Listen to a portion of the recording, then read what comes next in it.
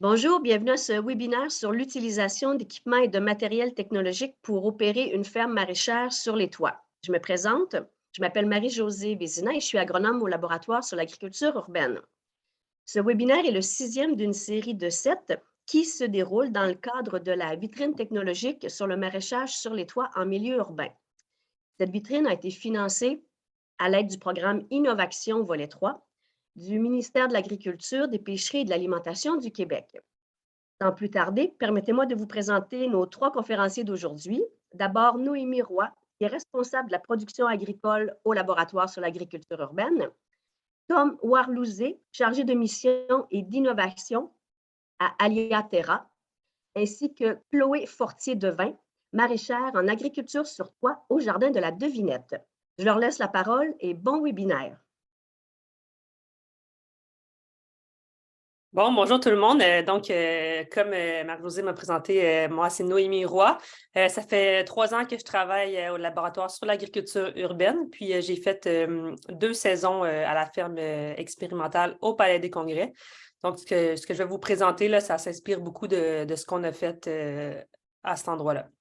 Petit plan rapide de la présentation. On va parler surtout des équipements, agriculture en plein sol, un peu agriculture en pot. On va parler sur les pots qu'on utilise, les pots de géotextile. On va faire un petit aperçu sur les tunnels flex. Puis, on va parler vite des systèmes d'irrigation, ce qu'on utilisait sur la ferme. Bon, dans le fond, c'est ça, la production sur toit, équipements et outils. Là, d'abord, il y a une grosse différence entre l'agriculture, si on veut, plein sol, là, comme on peut voir sur l'image, puis l'agriculture en contenant. On ne peut pas utiliser nécessairement les mêmes outils. Les principaux enjeux, surtout pour la production en plein sol, c'est la profondeur du substrat. Souvent, on parle de 12 pouces et moins. Donc, il y a toujours un risque d'abîmer les couches de la membrane du sol, ce qu'on ne veut pas parce que ça coûte quand même assez cher et ça occasionne des bris. Ensuite, pour la production hors sol, évidemment, c'est des pots qui sont collés les uns après les autres. On a les parois qui viennent un peu nous limiter dans les opérations. Ensuite, la majorité des équipements agricoles ne sont pas du tout adaptés sur la production sur toit. C'est des équipements qui sont adaptés pour l'agriculture conventionnelle. Il y a quelques outils de maraîchage là, sur petite surface qu'on peut utiliser sur les toits, mais ça reste quand même limité. Ce qui fait que, dans le fond, il n'y a pas beaucoup d'outils qui sont utilisables. Puis la majorité du temps, on va travailler à la main, là, sans même aucun outil.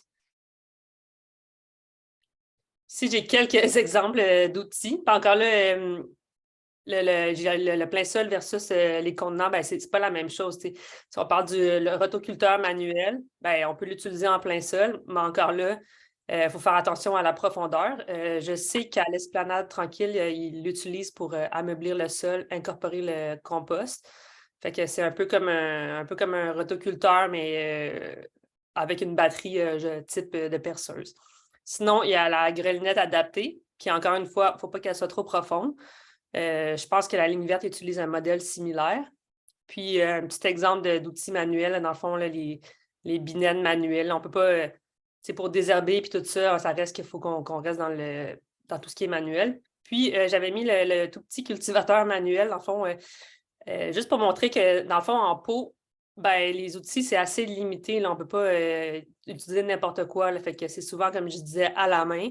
Il y a quelques petits outils qu'on peut utiliser comme ça, là, comme le cultivateur 3 dents ou une truelle, mais à part de ça, c'est très limité.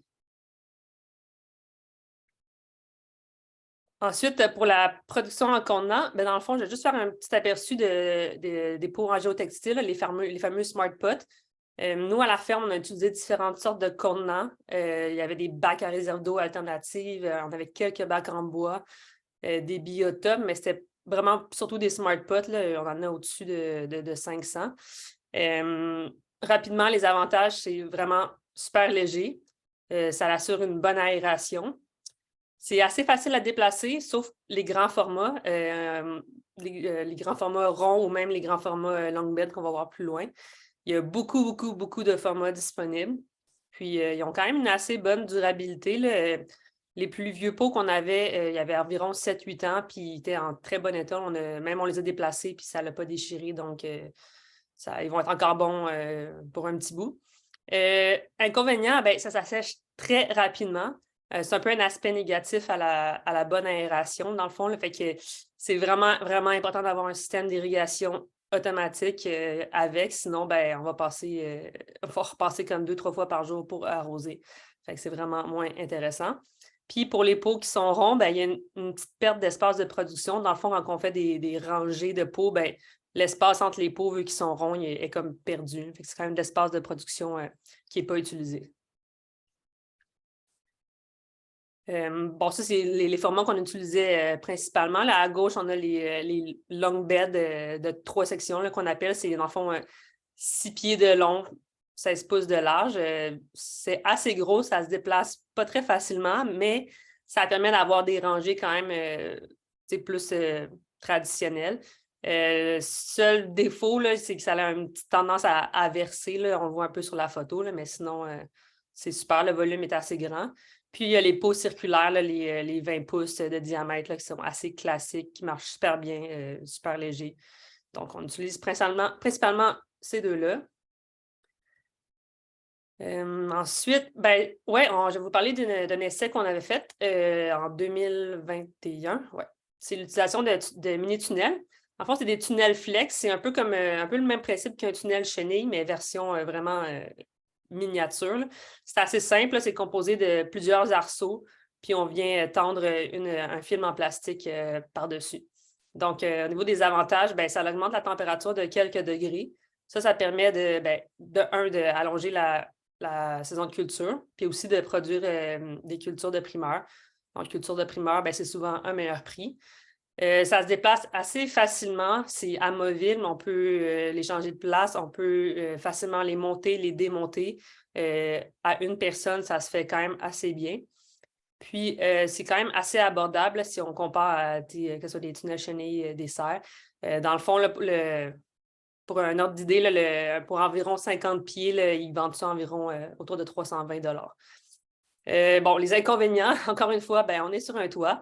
Fait que les difficultés d'installer, ben, c'est pas possible d'ancrer le tout dans le toit. Là. On n'est pas en plein sol où est-ce qu'on peut utiliser vraiment les ancrages puis que ça soit super solide. Fait qu'il faut vraiment être créatif pour que le tunnel ne s'envole pas, parce qu'on sait qu'il y a quand même beaucoup de vent sur les toits. Puis là, si je donne l'exemple du Palais des Congrès, c'est pas un endroit qui a beaucoup de vent, puis les tunnels, au début, ça bougeait un peu. Là. Fait que ce qu'on a fait de nous autres, c'est chaque arceau, on s'est assuré qu'il soit vraiment fixé en passant une corde en dessous des pots. Comme ça permettait de le tenir vers le bas, fait qu'on n'a pas eu de problème. Puis il y avait une tige au bout avec des blocs de béton. Puis ça a passé toute la saison comme ça. Donc, il faut juste penser en dehors de la boîte parce que c'est pas nécessairement fait pour les toits. Puis aussi, ben, dans le fond, un problème qu'on a trouvé, c'est qu'il n'y a pas beaucoup d'aération qui se fait. Ben, c'est normal parce que dans le fond, le plastique, ça crée un peu une barrière au vent, ce qui peut aussi être un avantage, mais dans notre cas, ce qui est arrivé, c'est que ça a créé un climat comme super chaud puis très humide. Puis ça, veut pas, ben, ça peut être dangereux pour les ravageurs, les insectes ravageurs, les maladies fongiques. Nous, ce qu'on avait eu, c'est qu'on avait eu beaucoup de pucerons, mais c'est quand même assez facile, puis c'est possible de relever les côtés, que ce soit au milieu de saison, quand il fasse chaud, ou juste une journée, puis après ça, on les referme. Là. C'est vraiment, vraiment facile de faire n'importe quoi avec ça. Ensuite, ben, on avait pris les données de température avec des sondes. Là, c'est un petit tableau, dans le fond, de la différence des températures de jour. Donc, on est à midi, quand même pas mal au moment où est-ce qu'il fait le plus chaud, ben, en tout cas, l'après-midi aussi.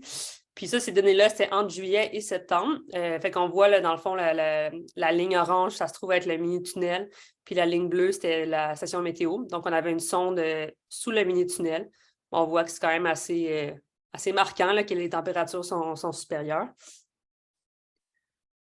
Ça, c'est juste un tout petit résumé. Dans le fond, là, pour chaque mois, on a fait une moyenne de la session météo puis une moyenne du mini-tunnel. Fait qu'on peut voir que les écarts de température sont quand même assez grands. Là. Ça, c'est des moyennes. Fait que On parle juillet, 5,2 degrés de plus dans le mini-tunnel, août 3,6, septembre 3,3. C'est sûr, ça serait intéressant, on ne les avait pas installés au printemps, mais on voit en septembre 3,3 degrés, ben, c'est quand même déjà pas mal plus, là. Bon, une autre chose qu'on a remarqué, là, c'est, en fond, quand la journée se termine, là, le tunnel, il finit par, il ne garde pas sa chaleur éternellement. Donc, ces données-là, ça a été pris à 2 heures pendant la nuit. Les températures, ils reviennent, dans le fond, au même niveau qu'en dehors du tunnel. Ça se refroidit vraiment, ça revient au même. Puis quand que le soleil ressort, ben, on réchauffe encore. Bon, un petit aperçu du contrôle de l'irrigation. Ça, c'est le matériel qui était utilisé à la ferme du Palais des Congrès. Dans le fond, c'est pas super innovant, là. Je pense que Tom va vous parler plus tard de d'autres technologies.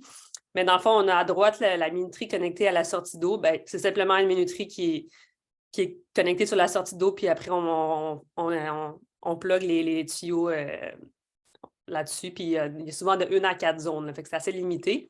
Puis on a le programmeur électrique qui est connecté ensuite à des valves électriques. Puis ces valves-là, ils s'ouvrent puis ils se ferment selon quand on le programme. Il y a possibilité d'être connecté au Wi-Fi, puis il y a aussi possibilité d'ajuster l'irrigation en fonction d'appui en ajoutant un capteur. Ça peut quand même être intéressant, mais c'est assez limité. Ensuite, bon, ces deux systèmes-là, les avantages, c'est vraiment pas coûteux. Pour la minuterie, la première, c'est environ 100 $.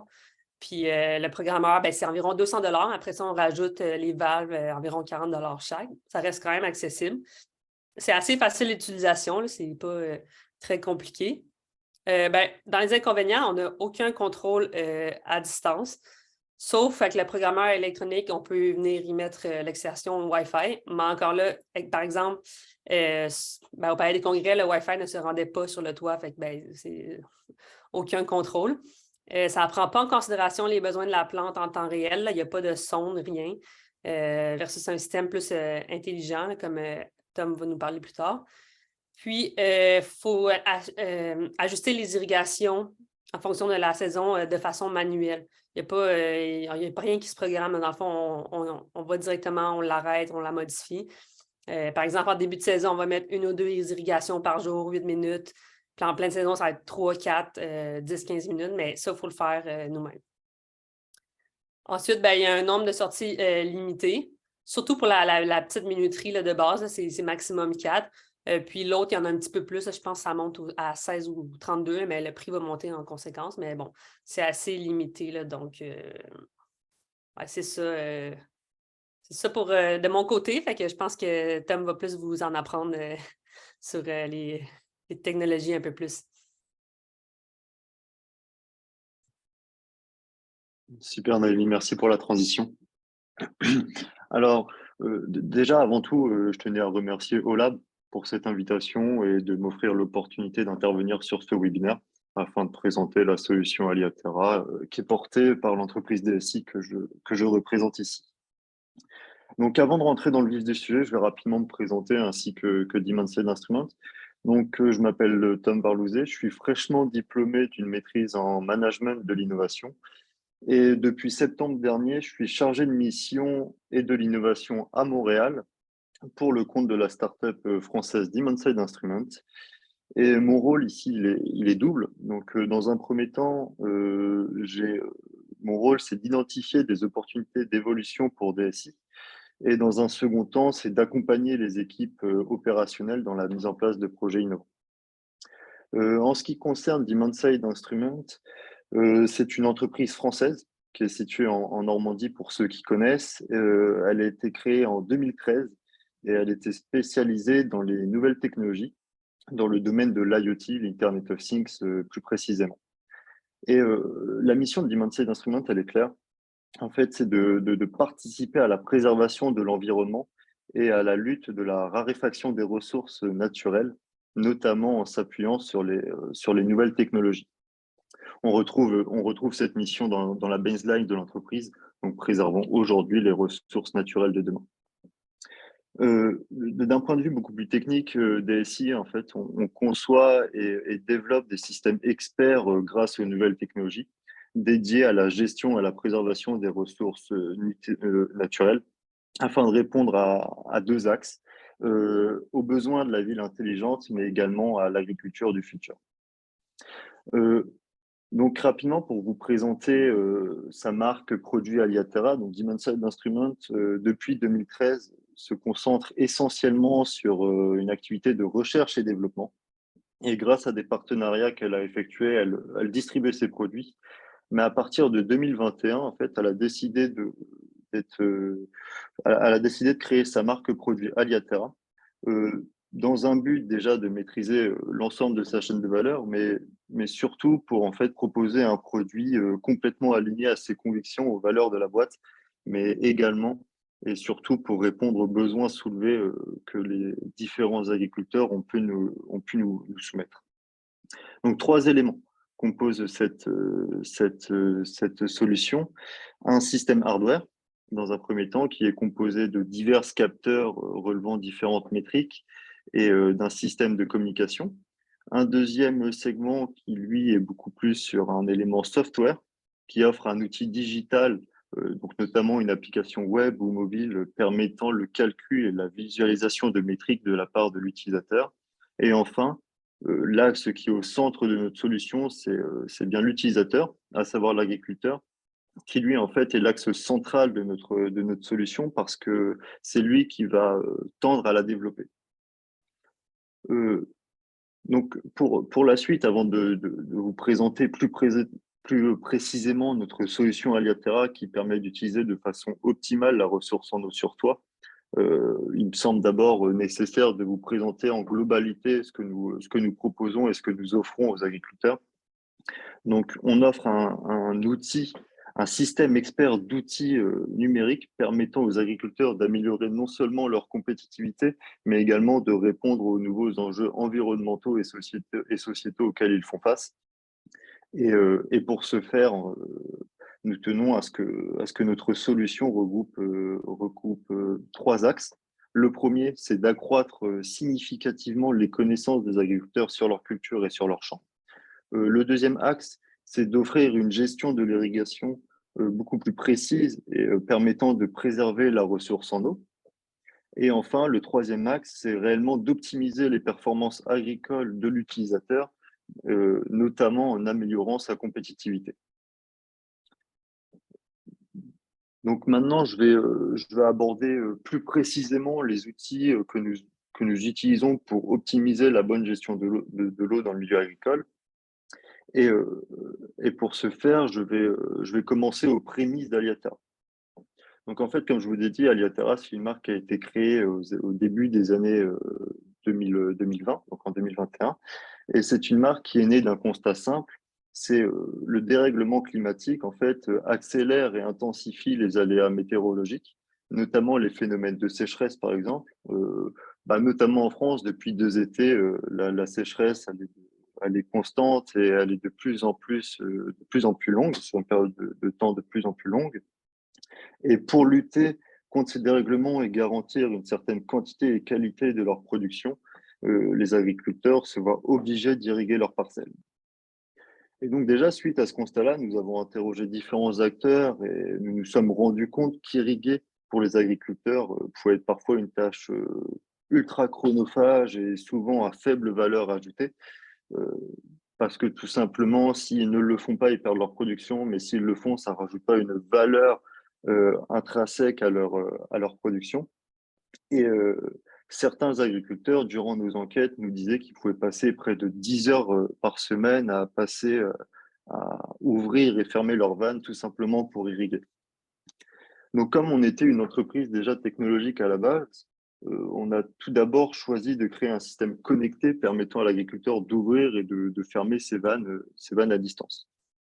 Donc, on a développé un contrôleur de vannes, comme on peut le voir sur la slide, et communiquant sous LoRaWAN. Donc, comme l'a dit Noémie tout à l'heure, parfois, il n'y a pas forcément de Wi-Fi sur le toit ou encore moins de 3G ou 4G ou tout autre réseau sur un champ. Donc, on a privilégié le réseau LoRaWAN, permettant justement de communiquer dans tout lieu.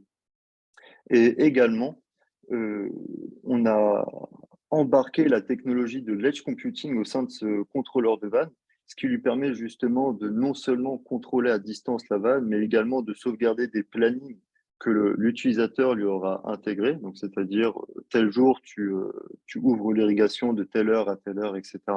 Et il est possible justement d'imbriquer plusieurs calendriers au sein de ce même contrôleur de vanne. Sur la slide suivante, il me semble que je vous ai mis différents exemples de contrôleurs de vanne en action.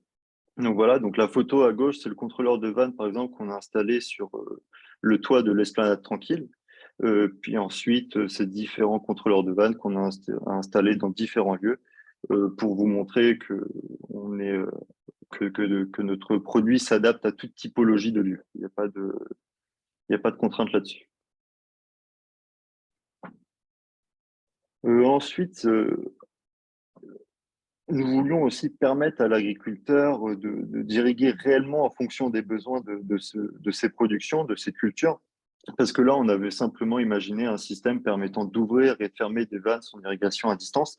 Mais nous, notre réel objectif, c'était d'apporter la bonne quantité d'eau au bon moment à la plante. Et donc, pour ce faire, étant donné qu'on était une entreprise technologique et pas spécialement spécialiste en agronomie, on s'est plutôt penché vers notre marché, vers nos agriculteurs, en leur demandant directement quelles métriques leur seraient nécessaires pour piloter au mieux en fait leur irrigation. Et donc, forcément, grâce à nos enquêtes, on a eu plusieurs inputs. Ces inputs, on les a transformés en études de faisabilité, donc par exemple des capteurs sol, des stations météorologiques, etc. Enfin, je les présenterai un peu plus tard. Une fois que notre étude de faisabilité était réalisée, on passait ça sous phase de test. Donc là, comme le petit 3. Une fois que ces phases de test étaient validées ou bien invalidées, bah, la suite de ce capteur pouvait passer en production et être commercialisé ou tout simplement le projet pouvait être abandonné. Et donc, c'est grâce à cette méthode de recherche et développement qu'on a pu développer bon nombre de capteurs. Je le présente à la slide suivante, qui montre justement toute l'étendue et la panoplie de capteurs que propose DSI au bout de 2 ans. Donc, c'est des capteurs qu'on a catégorifiés sous 3 axes. Là, le premier axe, ça va être tout ce qui va être en rapport avec la station météorologique, c'est-à-dire toutes les données environnementales, donc type la quantité de pluie qui est tombée, est-ce que il y annonce de la pluie ou quoi que ce soit, le vent avec des anémomètres, etc. On a également développé des capteurs sol, notamment avec des capteurs de température et d'humidité, des capteurs de pH, de fertilisation ou encore de la tensiométrie. La tensiométrie qui est très intéressant, qui permet de calculer en fait la force exercée par une plante pour aller chercher de l'eau dans la terre. Donc forcément, plus elle exerce de force, moins il y a d'eau dans son sol. Et enfin, on a également développé des capteurs plantes, donc ce soit des capteurs foliaires ou des dendromètres. Donc le dendromètre, c'est l'une de nos dernières conceptions. C'est un capteur que l'on voit très peu en fait sur champ, qui est beaucoup utilisé par les laboratoires, parce que c'est un capteur qui coûte très cher et qui est très dur à développer. Toutefois, nous, on a réussi à développer un dendromètre, un dendromètre make yourself, où en fait, tout simplement, ça permet on a, on a enlevé de la précision justement pour simplement avoir une tendance. Et donc, le dendromètre, c'est intéressant. Je t'invite à passer la diapo. Le dendromètre, c'est super intéressant parce que c'est un capteur qui va directement se greffer à la plante et permettre de calculer le flux le stress hydrique de la plante. En fait, tout simplement, ça va se greffer donc à la plante et calculer le flux de sève qui monte et qui descend. Et en fonction de ça, la bas qui est accrochée à cette plante va permettre de relever des données et donc par la suite de transmettre à l'agriculteur les infos du stress hydrique appliqué à ces cultures.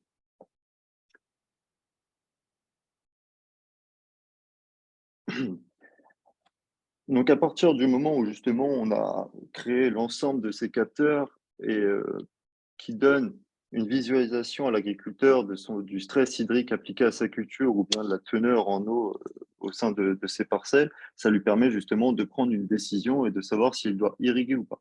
Donc là, à l'heure actuelle, c'est ce que notre solution propose, permet de surveiller, de programmer et d'optimiser son système d'irrigation et d'asseoir aussi sa compétitivité en utilisant beaucoup moins d'eau. Toutefois, euh, c'est un développement futur. On pense qu'ajouter de l'intelligence artificielle à ce type de solution peut être pertinente parce qu'en fait, l'objectif, ça serait aussi d'automatiser ce système d'irrigation, c'est-à-dire avec des seuils prédéfinis directement par l'utilisateur, donc par l'agriculteur, le système pourrait directement se mettre en marche. Par exemple, l'agriculteur dit à partir du moment où mon sol est inférieur à 40% d'humidité, que mon arbre a tant de stress hydrique, bah, c'est là où je dois arroser. Et donc là, le but, c'est justement de créer cette espèce d'algorithme permettant d'automatiser directement notre système d'irrigation. Ensuite, le système, bien forcément, il doit s'adapter. S'adapter à quoi? Bah, au changement climatique, comme je dis, qui s'intensifie et s'accélère. Donc pour ça, justement, on essaye d'avoir une intelligence artificielle prescriptive et non prédictive. Prescriptive, c'est-à-dire que c'est une intelligence qui va essayer de prédire l'avenir, mais également de fournir des solutions adaptées à l'agriculteur pour pouvoir contourner les différents changements auxquels il peut être confronté. Et enfin, anticipation, comme je viens de le dire, justement, le but, c'est d'anticiper les événements à venir et essayer d'adapter au mieux sa production. Et enfin, pour terminer, il me paraissait important aussi de mettre un point sur l'impact des nouvelles technologies sur l'environnement, mais également sur l'homme. Donc, j'ai catégorifié trois impacts. Un impact économique. Donc, bien sûr, l'impact économique positif, c'est que ça va augmenter la valeur ajoutée de la production. C'est-à-dire qu'en diminuant les intrants, notamment en ressources en eau, ça va permettre justement d'avoir un gain économique directement pour l'agriculteur. Enfin, il y a évidemment une optimisation des coûts de ressources en temps homme, étant donné que l'agriculteur peut piloter à distance sa solution, ça va lui permettre justement de passer du temps directement sur des activités à plus forte valeur ajoutée. Toutefois, l'acquisition de certaines technologies peut être difficilement accessible étant donné leur coût très onéreux. Et donc, c'est pour ça que nous, Aliaterra, avons opté pour un modèle économique sous forme d'abonnement. Donc, c'est-à-dire que le coût s'étale mensuellement et devient beaucoup plus accessible. Ensuite, il y a un impact social. Donc, comme on le sait, le métier agricole est un métier difficile et qui perd en notoriété. Et on pense que ce genre de technologie favorise justement la passion de ce métier et peut donner une nouvelle notoriété à des métiers aussi difficiles que le métier d'agriculteur. Mais par contre, la prise en main peut être aussi difficile ou même parfois rajoute du travail à certains agriculteurs. Et c'est donc pour ça qu'on travaille avec des labos en sociologie ou même avec des ergonomes qui pensent la solution à travers ces enjeux et qui favorisent justement l'appréhension de notre solution. Et enfin, il y a forcément un impact environnemental. Donc certes, on optimise l'utilisation de la ressource naturelle finie, mais d'un autre côté, la fabrication et l'utilisation de capteurs technologiques qu'on met en place directement dans un champ, bah, ça nuit forcément à tout un écosystème. Et donc, pour œuvrer dans ce sens et limiter cet impact-là, on fait en sorte que nos capteurs aient une durabilité la plus longue possible, donc minimum 2 ans, au maximum 5 ans. Et à la suite de la défaillance de tout capteur, nous, on les récupère et ensuite on les recycle. Donc, c'est la fin de ma présentation. Je vous remercie à tous pour votre écoute et je reste bien sûr à votre disposition pour répondre à toutes vos questions.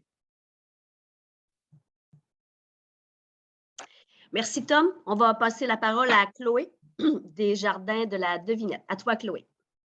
Merci, Marie-Josée. Donc, bonjour à tous et à toutes. Très contente d'être là aujourd'hui avec vous. Merci à Florence Labrèche pour l'invitation et à ULAB. Le sujet de ma conférence aujourd'hui va être les bacs à réserve d'eau, une solution pour les toits terrasses.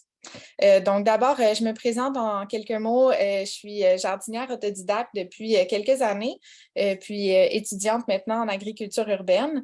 J'ai été formée sur une ferme maraîchère biologique et donc j'ai par la suite, à peu près en même temps, fondé le Jardin de la Devinette, qui est comme mon projet expérimental sur le toit d'un plex à Montréal. J'y cultive une variété de légumes, de fleurs comestibles puis de fines herbes dans des bacs à réserve d'eau en très grande majorité, une vingtaine de bacs à peu près. Puis le Jardin de la Devinette, sinon, c'est aussi mon entreprise en agriculture urbaine que j'ai fondée au printemps dernier pour offrir des services d'accompagnement puis de création de potagers urbains et également une vente de plants. Donc, le plan de ma présentation aujourd'hui, voici mon jardin. Je vais vous parler donc des bacs à réserve d'eau que j'utilise. Je vais vous parler d'abord de l'inspiration derrière mon modèle de bac, d'où c'est parti cette idée-là. Je vais vous montrer une petite vidéo du prototype que j'ai conçu qui montre aussi le fonctionnement des bacs à réserve d'eau. On va voir les composantes que j'ai choisi d'utiliser et puis un bref aperçu de la fabrication. On verra ensuite les avantages et les inconvénients que j'ai pu constater, puis finalement, on terminera par 2 exemples de projets qui utilisent des bacs à réserve d'eau. Donc, on voit ici mon inspiration, c'est par l'organisme Alternative. Donc, eux, leur modèle, c'est fabriqué avec des pancartes électorales en coroplaste. Qu'on met dans le fond d'un bac. Donc, on peut bien voir les différentes composantes. On a le tuyau, le tube de remplissage, le fond de la réserve d'eau qui constitue une bonne réserve en eau, dépendamment de la grandeur du bac. On a un trou d'évacuation pour le trop-plein en eau, puis ça fait un petit espace d'air aussi pour éviter que les racines soient tout le temps immergées. Donc, je vous montre une petite vidéo de la conception des bacs. Ça a été réalisé par le vidéaste Guillaume Levasseur au printemps 2020. La vidéo est très belle, là, mais je vous en ai sélectionné un petit extrait qui est peut-être moins poétique, mais plus appliqué sur la construction des bacs.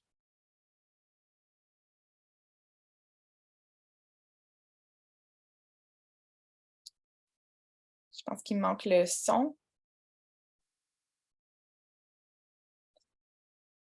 Bon, je peux faire la narration. Tu veux, Florence? Bien, on voit ici les tuyaux agricoles en test là, que j'avais utilisés, qui constituent une réserve d'eau de 4 pouces dans le fond du bac. Donc, c'est à peu près un 20 litres. Je m'étais pris un autre tuyau là, pour faire la genre de cheminée par où on remplit les bacs, le tube de remplissage. Puis, dans le fond, c'est ça, là, j'explique que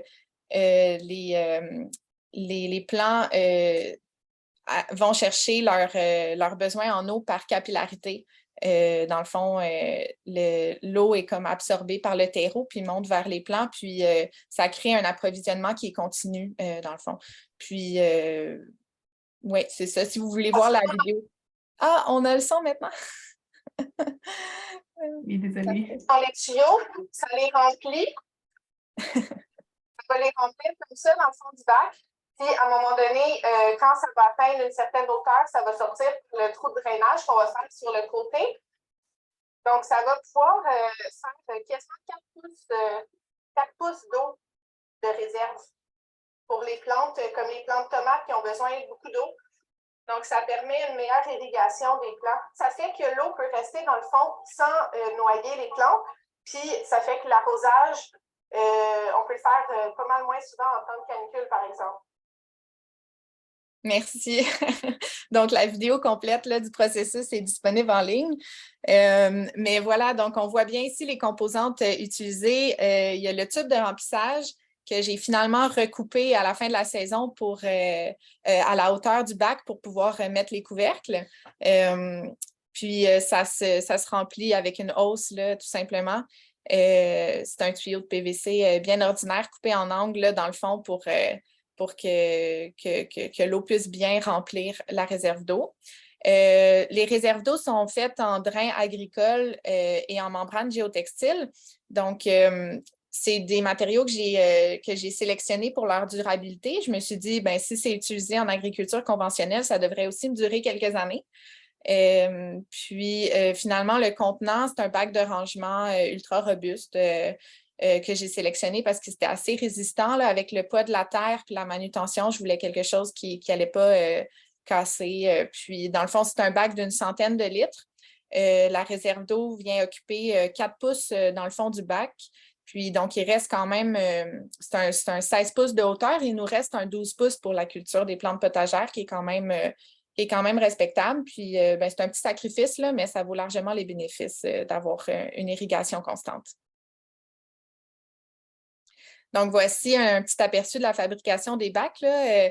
Le drain agricole, ça vient en gros rouleaux comme ça. Ça a été coupé avec une scie à onglet, tout simplement, ou ça peut se faire avec une scie manuelle. Je fais un petit travail à la chaîne, puis ça a été assemblé sur le toit. Je fais une brève parenthèse concernant le terreau. Là. Dans le fond, ce qui est le fun, c'est qu'on peut utiliser aussi du terreau en vrac pour les remplir, puis faire son mélange maison là, pour les bacs à réserve d'eau. Il y a des recettes en ligne. Là. Vous pouvez googler self-watering planter ou wicking bed. C'est les termes anglais. Là. J'avais fait quelques recherches aussi pour trouver cette option-là de tuyau. J'avais rajouté, dans le fond, du compost là, au terreau en vrac, puis aussi pas mal de perlite pour aérer ça, puis de la tourbe de sphène. Puis ce que je voulais vous dire aussi par rapport au drain agricole, c'est que c'est quand même versatile là, par rapport à la taille des bacs que vous voulez utiliser. Donc, moi, j'ai décidé de le faire dans des bacs qui pouvaient se transporter manuellement. C'était important pour mon projet que je puisse les déplacer toute seule, mais ça pourrait être aussi appliqué dans des plus longs lits de culture. Puis coupé en des plus grandes longueurs. Donc, c'est ça pourrait être appliqué sur des lits de culture sur un toit là, de plus grande envergure. Donc, les avantages de ce système-là, c'est vraiment une grande réduction de la fréquence d'arrosage. C'est l'avantage principal. Là, moi, j'apprécie beaucoup aller dans mon jardin, puis prendre mon café ou le matin, puis pas avoir de stress de la corvée des arrosages quotidiens, parce que sur un toit, c'est ultra chaud, ça sèche vraiment vite. Donc, c'est vraiment un système que j'adore. Ça nous procure une grande autonomie aussi. Ça simplifie les vacances. Si vous partez 2 semaines ou en tout cas que vous n'avez pas un voisin disponible pour venir à tous les jours, c'est très pratique. Ça nous procure aussi une humidité plus constante qui peut être bien pour des cultures plus sensibles. Par exemple, la tomate avec sa pourriture apicale, là, si on arrose, on oublie d'arroser, bon, ça peut créer des problèmes, mais là, on a une humidité qui est assez stable, ça pardonne plus s'il y a des petits oublis. Puis finalement, ben, c'est ça, c'est adapté aux fruits gourmands en eau, la plupart des légumes fruits, donc c'est un bon avantage. Puis c'est des bacs qui sont amovibles puis facilement entreposables avec leur couvercle. Les inconvénients, ben, c'est sûr qu'on me dit que parfois, les gens ne trouvaient pas ça très esthétique, des bacs de plastique noirs comme ça, mais ça peut toujours être encastré dans des structures en bois là, si vous voulez que ça soit plus beau. C'est moins approprié pour certaines cultures qui nécessitent un sol bien drainé. Pour ces cultures-là, j'ai simplement d'autres types de pots là, conventionnels qui n'ont pas de réserve d'eau. Comme le romarin, par exemple. Mais c'est ça. Autrement, il faut aussi compter que ça devient très lourd quand c'est plein. Donc, c'est des choses à prévoir au niveau de la portance du toit. Les trous de drainage peuvent se bloquer avec l'utilisation. Des fois, il y a un petit peu de terre qui peut venir enfreindre l'évacuation d'eau. Il faut simplement nettoyer ça, les libérer. L'entretien à long terme reste à voir. Ça fait 3 ans que j'utilise ce système-là, puis pour moi, ça fonctionne super bien. Je n'ai pas eu de problème de maladie liée à l'utilisation, à la réutilisation année après année du terreau. Là. Je le modifie tout le temps un petit peu, mais je l'amende. Mais à date, ça se passe bien. Ça sera à tester dans les prochaines années, 5-10 ans. La présence d'algues, c'est une préoccupation qu'un horticulteur m'avait partagée. Je pense que ça serait de voir changer le terreau probablement, puis de tout le vider, désinfecter éventuellement si ça devient un problème, mais ce n'est pas quelque chose que j'ai observé jusqu'à présent.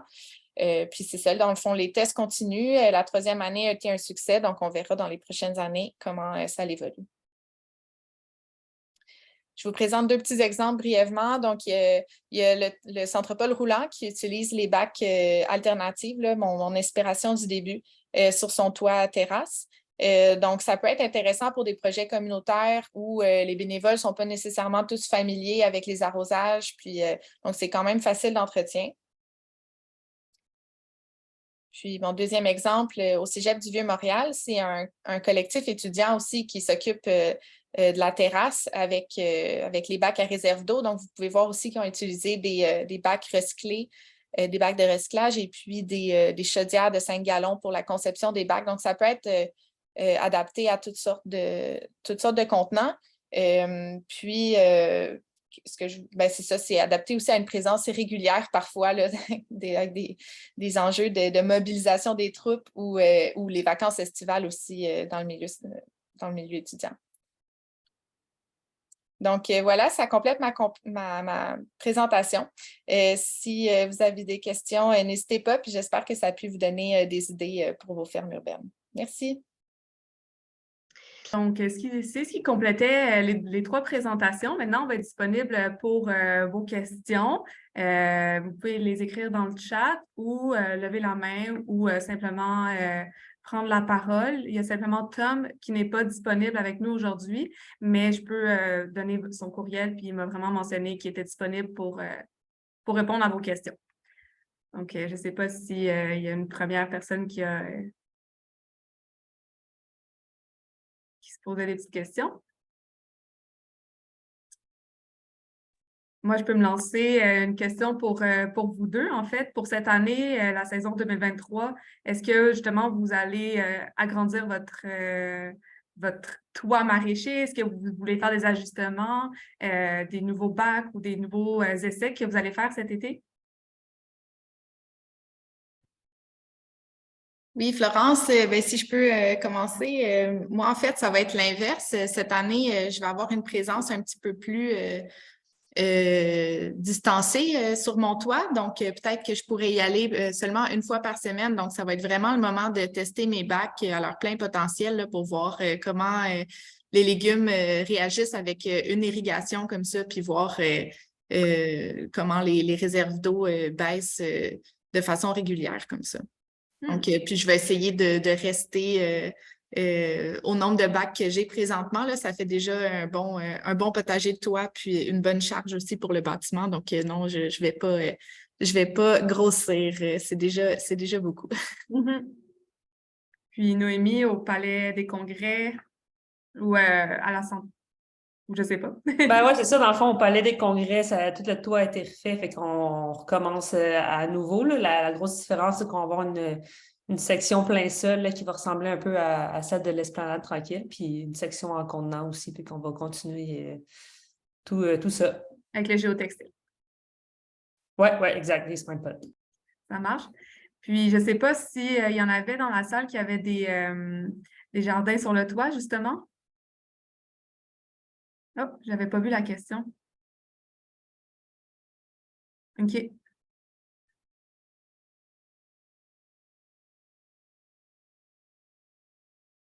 Oui, c'est ça. Il faut vraiment... c'est pas nécessairement l'expertise des gens ici présents, mais la semaine prochaine, le 14 mars, on va avoir un webinaire sur accueillir une ferme sur toit, comment et pourquoi. Puis, on va avoir des présentatrices qui vont être en mesure peut-être de répondre à cette question-là. Mais c'est sûr qu'il faut s'assurer avant avec le propriétaire, les assurances peut-être directement. Il nous reste 10 minutes pour les questions.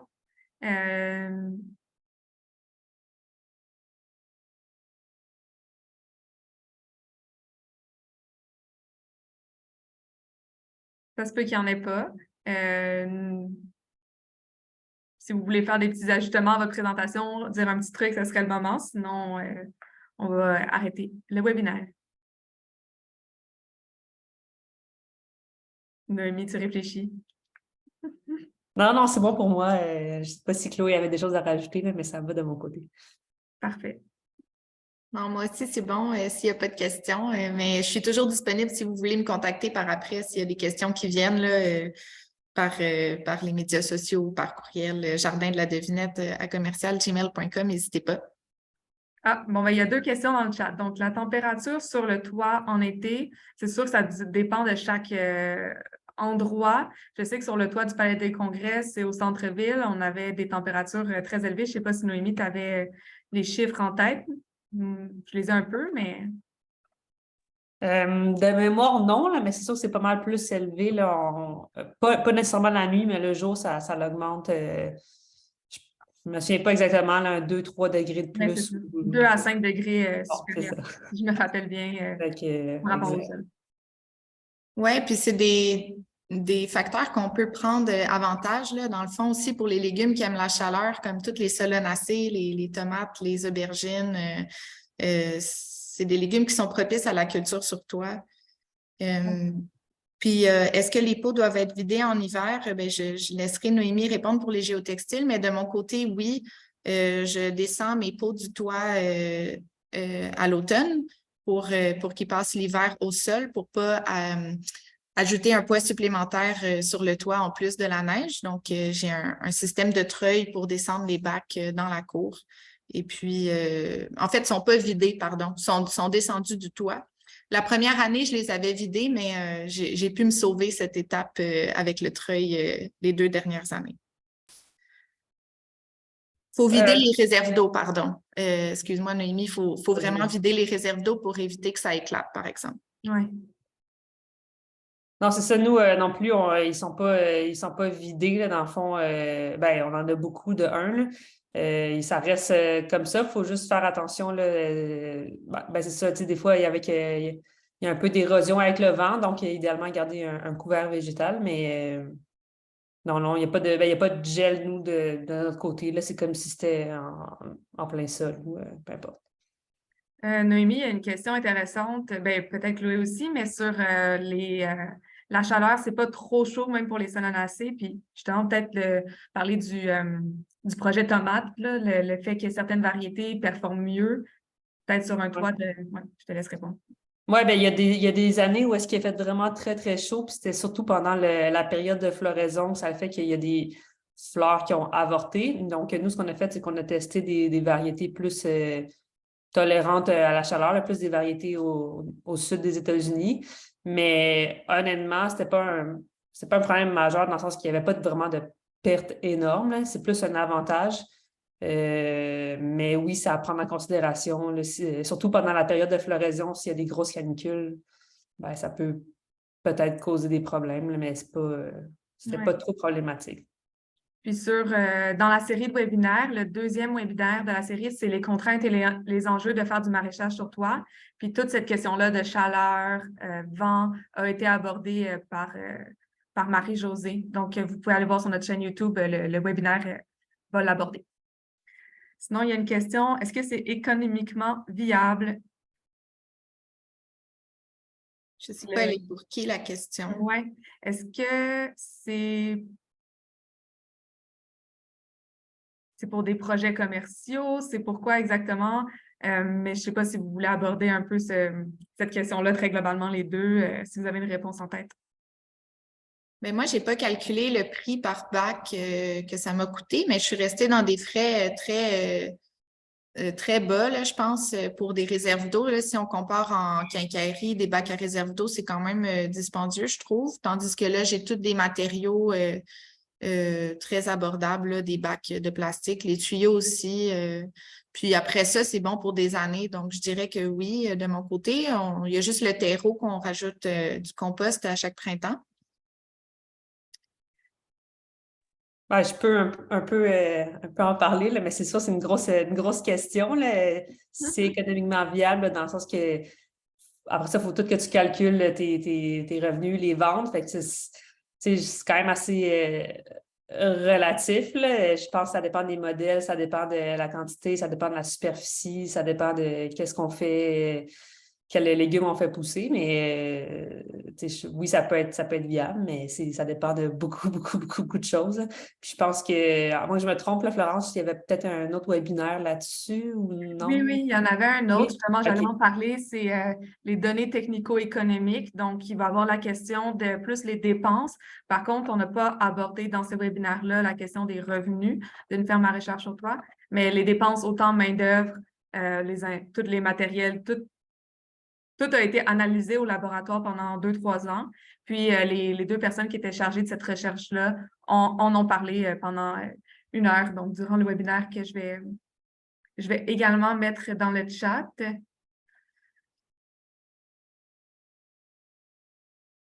Donc, un autre webinaire ici, c'est le maraîchage intensif sur toit, données technico-économiques de production, qui pourrait probablement répondre à la question, mais pas entièrement, puisque la question des revenus n'avait pas été abordée. Donc, merci Noémie, merci Chloé, merci Tom aussi qui va réécouter la présentation. On est disponible pour répondre à vos questions par courriel. Puis, on vous souhaite bonne chance dans tous vos projets de maraîchage sur toit. Bonne journée!